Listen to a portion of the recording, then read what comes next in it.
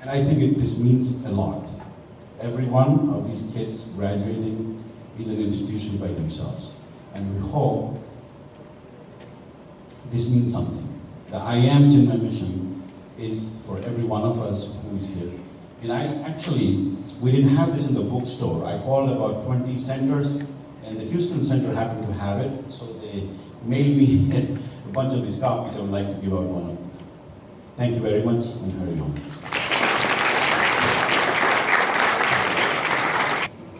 Hari Om.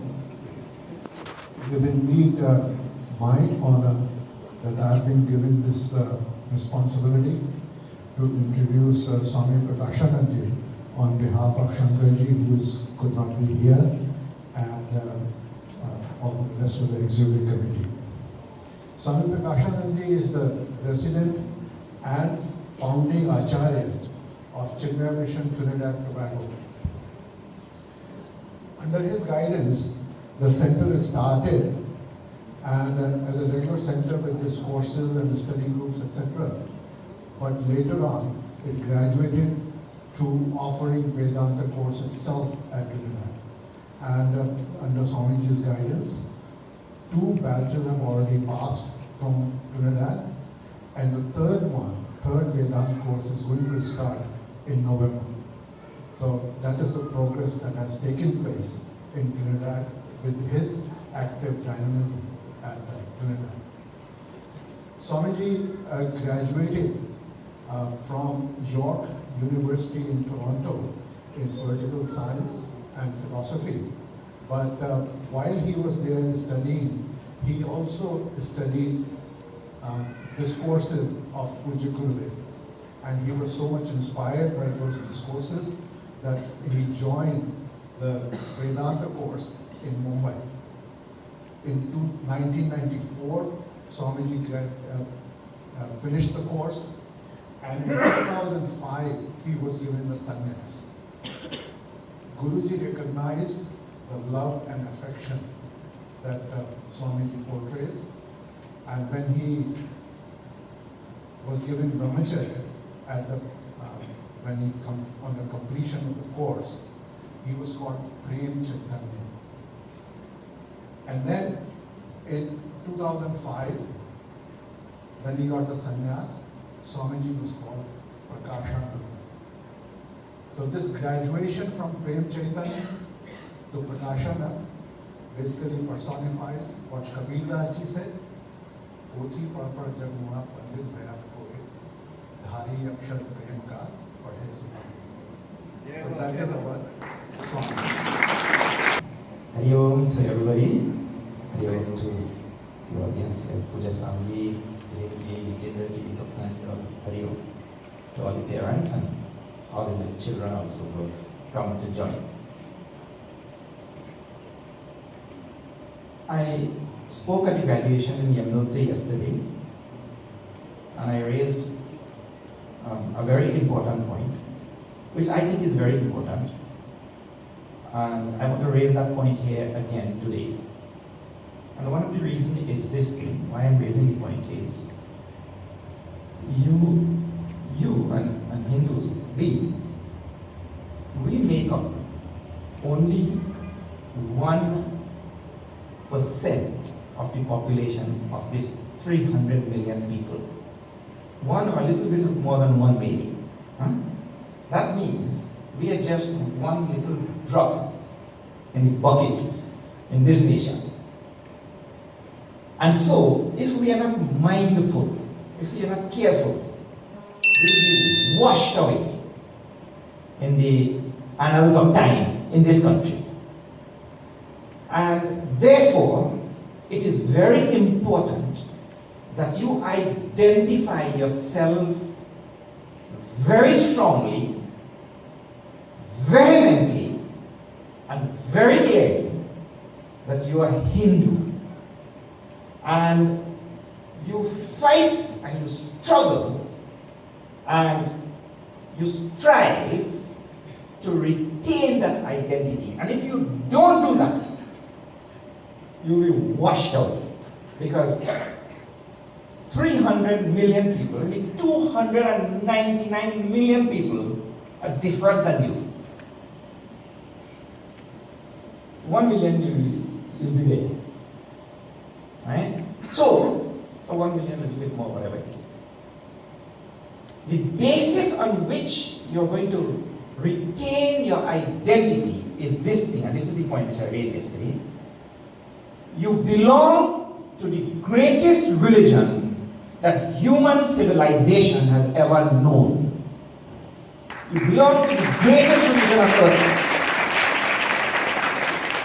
And I say it without reservation, without apology, as I said yesterday. And I will tell you how you belong to the greatest religion on earth. It is the only religion which has all of the solutions to all of the maladies of human civilization. Right now, we have a great big problem of human beings killing other human beings. Last night in Orlando, one man walked into some club and shot 20 people dead and wounded about 40 or 50 others. Last night. And yesterday only I was talking about this thing. There. And as we speak, it happens. In the name of religion, we talk about Hitler killing 6 million people and the British killing people in Orissa in the last 2 centuries.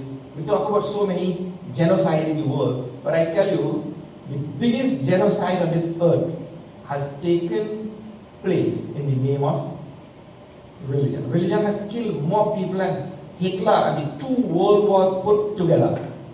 Religion. And I want to tell you very proudly, it has never been Hindu religion. It has been every other religion. We believe that we have to put our own house in order first. We don't want to go and correct the world. That's why the teaching just now we're talking about spiritual knowledge. Change must come from. Yeah. One fellow went to buy a machine, to buy a Coke in the vending machine. So he put a $5 bill in there and he pressed Coke and Coke came out. So he was waiting for his change, $2.50 change. So change was not coming out. So he gave the machine 1 click. Like Americans do. He gave the machine 1 click. And he shouted, "Where's my change?" And a card came out and it was written there, "Change must come from within."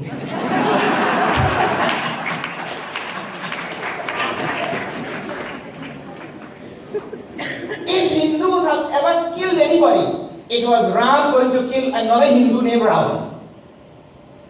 Because Ravan represented Adharma. It was Krishna going to kill another Hindu named Kans. So we will put our own society in order first. We cannot say, those fellows are wrong, those fellows are doing it, they're whatever, and we're going to kill them. We will put our own house in order first. We'll take care of our society. So, this has been the teaching of the Hindu religion. This religion has been protected and transferred down through the hard work of selfless rishis for thousands of years. And they have done it without expecting anything in return. They have given it to us on silver platters, like our Gurudev. He went to the Himalayas, he suffered. His leg became numb in the cold weather of the Himalayas and acquired this knowledge, but came down and made it so easy. Look at us.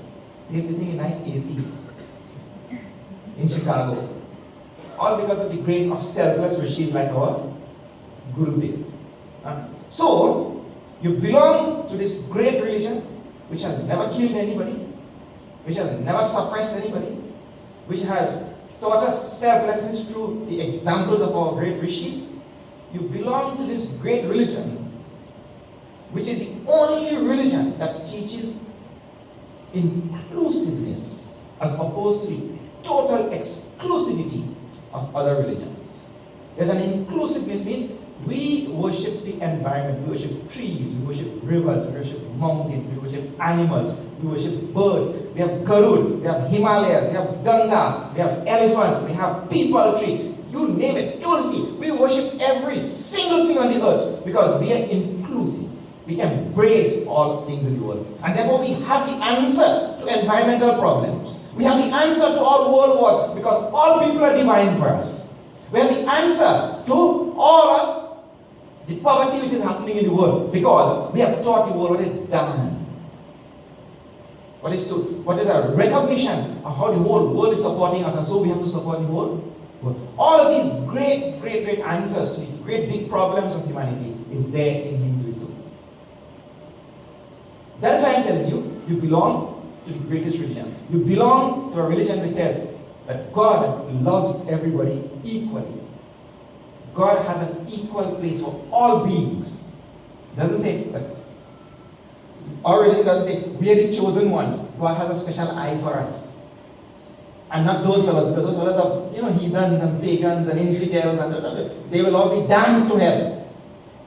And our religion doesn't say any such thing. Our religion says that God has an equal. Samoham sarvabhuteshu nametveshu sthina priyaha kita. Bhagavan proudly proclaims in Gita, I am equally present in all beings. And